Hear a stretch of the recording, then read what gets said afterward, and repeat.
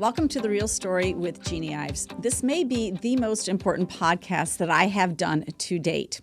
Sitting with me in studio is Dr. Rich Jorgensen. He is the DuPage County Coroner. He's been the coroner now for 10 years. He's in his third term as a coroner, and we're here to talk about fentanyl and everything else that deals with opioid overdoses in the county. Welcome to the program, Dr. Jorgensen. Thank you.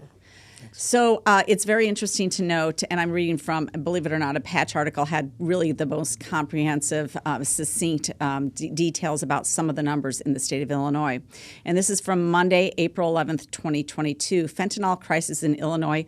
Overdose deaths increase statewide. I'm sure you've seen the increase. Yes, we have. So they write, amid a more than 2,700% increase in deaths from synthetic opioid overdoses in Illinois over less than a decade, lawmakers here and elsewhere in the country are tackling the fentanyl crisis that has contributed to several recent mass overdose incidents in other states.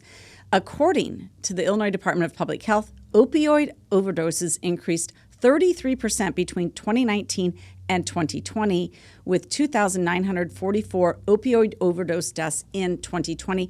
That's more than twice the number of fatal motor vehicle accidents in Illinois and more than twice the number of homicides. Fentanyl played a role in most of those deaths.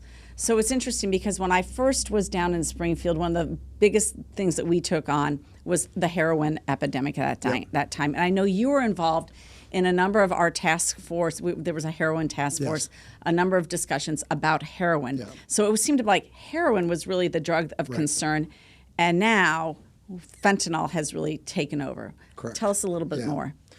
So that's a great issue, and is absolutely true. When I started, heroin was the drug of choice for opioids, and in fact, the bill that you're talking about was called the Heroin Crisis Bill, and it was a fantastic bill that really opened up our fight against opioids and heroin. Starting in 2015. We started to see fentanyl being added to the heroin. And each year after that, there became more and more fentanyl to where now virtually heroin is not seen very much at all. And it's completely fentanyl and its analogs, which are cousins or little different modifications on fentanyl. Well, prior to beginning the podcast, you told me a little bit about the reason why you believe it's really moved from a heroin issue to a fentanyl issue, and it has to deal with production, correct? It's very much economics based. So heroin is a natural product, meaning that it's grown on a farm, usually in Afghanistan, sometimes in South America and Central America. And then the pods of the poppy seeds then are scored, and opium is scraped off of that. Then the opium is transformed into heroin, and then it's smuggled into America. So it's a very, very production-oriented drug. Labor intensive. Very labor intensive, and you have to get the packages into America. Now, fentanyl comes along, and fentanyl and its analogs are entirely made in a chemistry laboratory. There's no precursor that needs to come from a farm. So you're not dealing with farmers, you're not dealing with moving that product. And for the most part, this fentanyl is illicit, illegal fentanyl. It's not medical grade fentanyl. It is illicit fentanyl made in China and basically bust across our porous borders in the South. And that's another critical part of the story right now, is that there's huge amounts of made fentanyl in China that's coming across our borders and into America. Well, just this week, Washington Times reported on that very number. They said fentanyl is surging across the southern border at an astronomical rate, with July's rate of seizures shattering the previous record and tripling June's rate, according to the Homeland Security Department statistics released. The drugs are yet another vulnerability along the U.S.-Mexican boundary, plagued by record levels of human smuggling, including 10 more terrorism suspects. They say Customs and Border Protection reported seizing 2,071 pounds of fentanyl coming in from Mexico in July. That was 60% more than the previous record set in April and more than triple the 640 pounds nabbed in June. Here's the deal. apparently that is enough fentanyl to kill like 150,000 people. So, I mean, that's devastating. Sure. Yep. Actually, no, I'm sorry. That's enough fentanyl, because I did the calculation, to kill literally the entire population of the United States. Yeah. Let me correct myself there. Okay. It is. So, and that's why the drug cartels have moved to fentanyl, because again, economics, it's cheaper to buy the chemicals and the chemistry than it is to deal with the farmers. But also, just regular fentanyl is 100 times stronger than morphine and 50 or so times stronger than heroin. So it's just a smaller package, and it's a cheaper package. Now, when you get into analogs or its cousins, they're even stronger than the chemical fentanyl, and so it's even a smaller package, and it's a more powerful package. So you were discussing analogs. Tell us a little bit more about analogs, and then we're going to probably move into some policy that was recently passed in the House. It didn't go through the Senate in Illinois, but it was passed in the House. But tell us first of all about analogs. So fentanyl is a medically approved drug. It's used in hospitals all the time. It's very commonly used for pain and sedation. And so it is an FDA-approved drug that's been around for a long time. The problem being that it wasn't easy to get a hold of. You'd have to get a prescription for it. It's a prescription-level drug. The drugs that we're talking about are illicit drugs that are made in China in labs and illegally brought into America. And it's not a prescription drug. It's now become an illicit drug that's sold alongside all the other illegal drugs. But if you change one atom on this known drug fentanyl, it becomes an analog or an isomer. It's a different drug, and it has a different name. So there's norfentanyl, acetylfentanyl, and the most terrifying drug that we'll talk about, I hope, a lot is carfentanil. Carfentanil also is an approved drug. It's approved to knock down an elephant. So it's truly an elephant tranquilizer, and it's 100 times stronger than the drug fentanyl. So that means that it's 10,000 times stronger than morphine, the drug that we use in hospitals to take care of pain. Is now being sold on the streets. It's 10,000 times stronger than morphine. And we in DuPage County have had 2 deaths related to carfentanil. That's what I want to know. Yeah. You've had 2 deaths already. So it is here. It's in DuPage County. Yep. It's not just in some far off place in Mexico.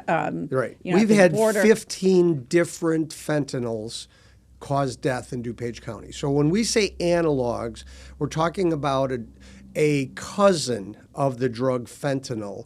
We sometimes put all fentanyls in the thing, but the most important thing about it is that they have different strengths.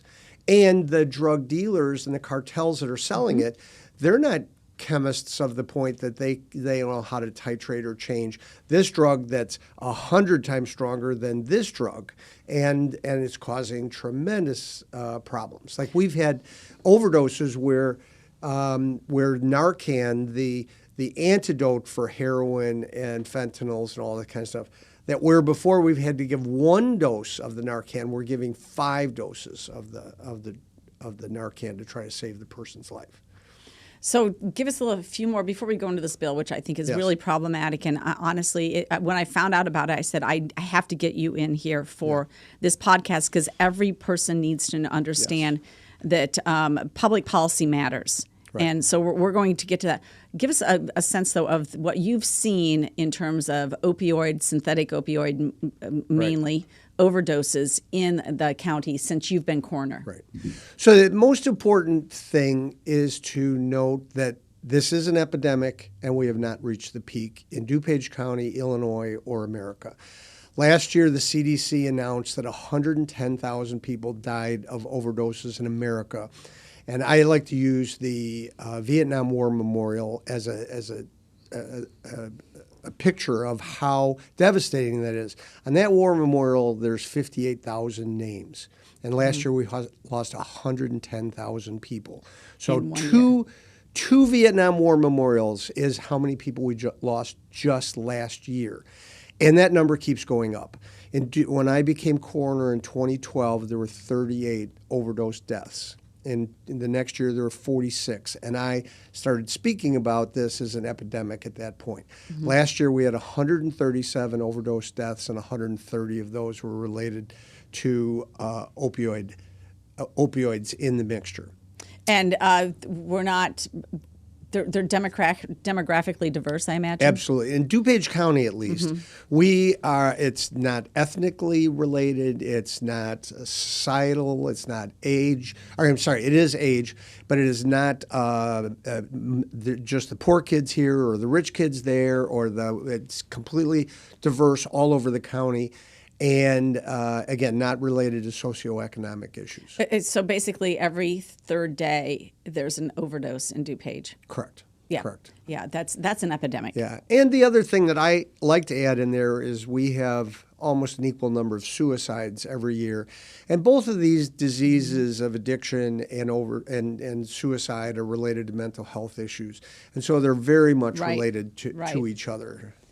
Well, and they did recognize that. There's this pretty comprehensive article by the Edwardsville Intelligencer, and they do talk a lot about mental health. However, we're spending nearly $1 billion on mental health. In fact, over $1 billion. Let's see here. Illinois invested more than $2.2 billion in mental and behavioral health services and supports between fiscal years 2021 and 2022.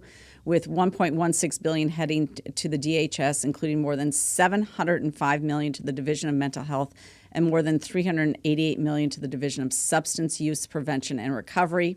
So we're spending a lot of money on this. This is actually, that's a big line item among the DHS services that they provide. That is a lot of money. $2.2 billion for DHS. Their budget is maybe $9 billion total.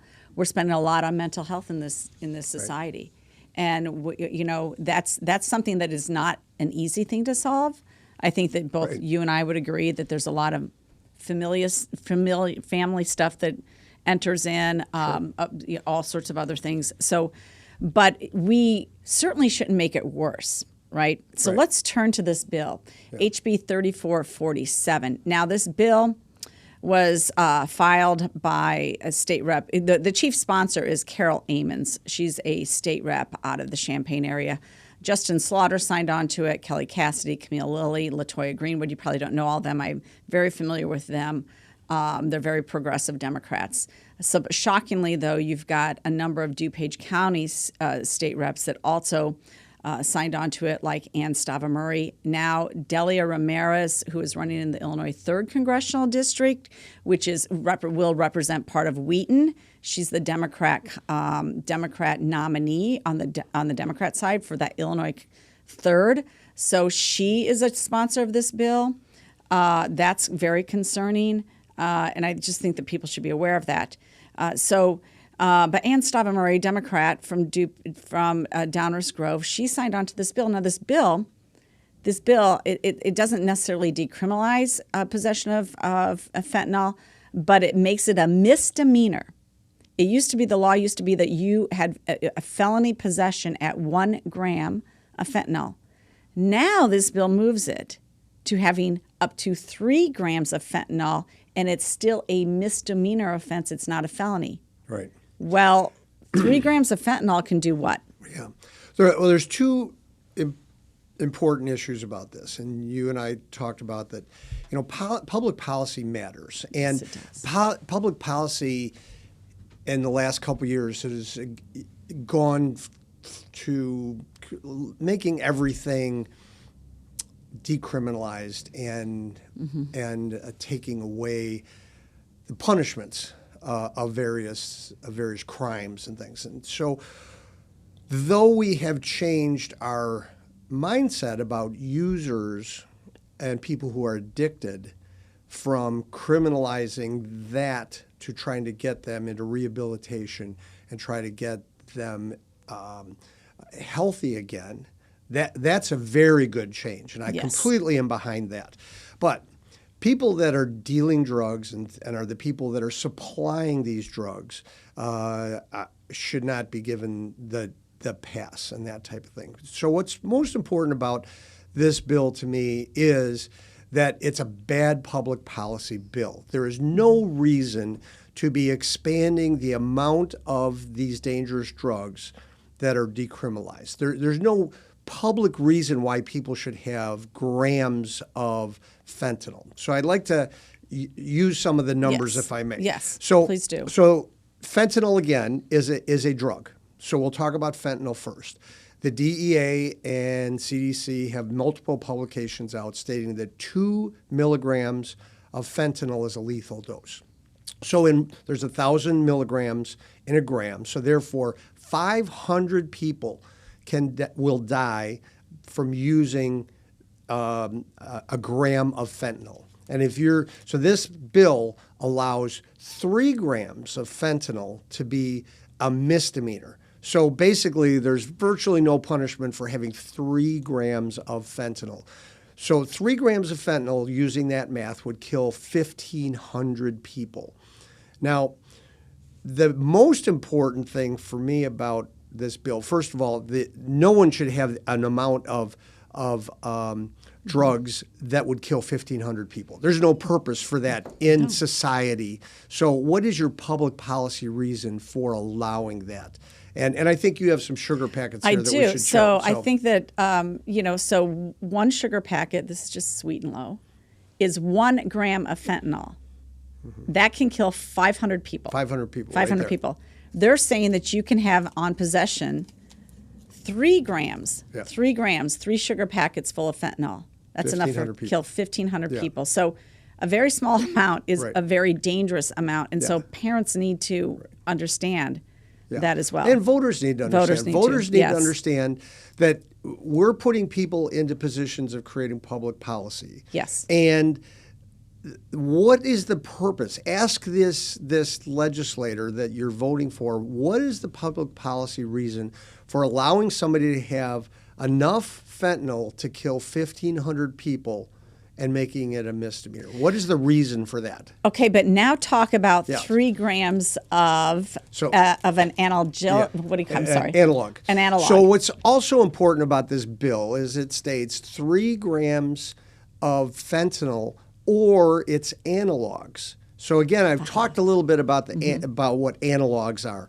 and so there's about 50 different analogs that I know of fentanyl, and 15 of those analogs have been found in DuPage County. The worst of which is called Carfentanil. And Carfentanil is actually a drug that was created as an elephant tranquilizer.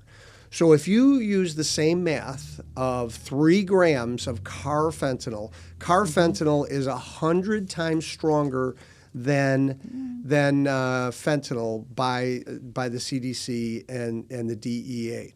So if you took the 1,500 people that are going to die from the fentanyl, multiply it by 100, that means that you are allowing the possession of enough carfentanil to kill 150,000 people, DuPage Countyans, which is 16% of the population of DuPage County. So what this bill basically says that you can have enough carfentanil to kill 16% of the population of DuPage County, and it's only a misdemeanor. There's no public policy reason that should be allowed, and there's no benefit to society.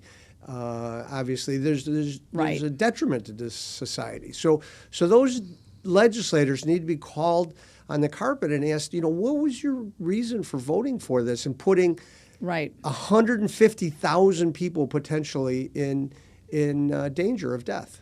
Well, the bill also allowed for a higher amount of other drugs, controlled substances that could also be on you as well. So, and it made it just a misdemeanor. Well, now we know how misdemeanors are taken care of under the new Safety Act. It's basically you get out of jail. Slap on the wrist. It's a slap on the wrist. It means it's meaningless. Right. And so that is very, very dangerous. So when you're looking at the overdose deaths, and you said that you had 138 overdoses deaths last year, that 130 of them were related to synthetic opioids. or fentanyl. So are people just purely taking fentanyl? Or is it laced onto something? No. Or what's going on here? That's a great point, and it's the point about this bill also. We're talking about opioids because opioids are the leader, the elephant in the room, the drug that's killing everyone. But this bill also decriminalizes amphetamines, ecstasy, all the classes as you go down the line. Every one of them were decriminalized in this bill. But the other change that occurred from 2015 on was very interesting. So we would basically only see heroin in the toxicology. Okay. And starting in 2015, there became this polypharmacy, and they started mixing and mixing and mixing and mixing. And now, honestly, we never see a toxicology with one drug in it. Oh. And they mix things like there's cocaine, there's amphetamines, there's 2 or 3 different kinds of fentanyls, and then maybe some heroin. But the heroin's becoming less and less because the drug dealers don't want to deal with it. So we now see multiple different drugs from multiple different classes, meaning amphetamine is a different group of drugs than the opioids, and Xanax in there, and all this stuff. So there might be 15 different drugs in the toxicology, whereas in 2015 and prior to that, we would see 1 or 2 drugs in there. And oh, by the way, everybody has marijuana in their system. Everybody has marijuana. Every car accident, there's just marijuana everywhere because of the basic legalization of marijuana. Okay, so all right. So is it a gateway drug? Is marijuana a gateway drug? So the question that's argued about that is I took marijuana when I was in college, and well, not everybody that drinks becomes an alcoholic. Right. But every drug addict that I know of, and everybody who's sober and can talk about it, says the drug that I started on was marijuana, and then I started using other drugs.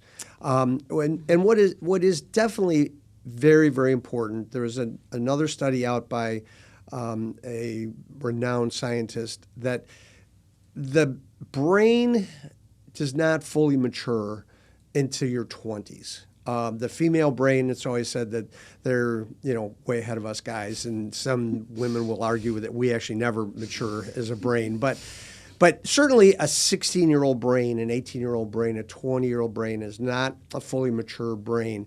And the idea of putting drugs into that, marijuana especially, because it's now considered to be almost a non-drug, is detrimental to the health and maturity of that brain that is still not fully matured. Well, do you think car rental companies know something? You can't rent a car until you're 25, for heaven's sakes. Yeah. Right? And yet we're just allowing all the marijuana to go to anybody, 18 and over. You can get it, whatever. Yep. Fine.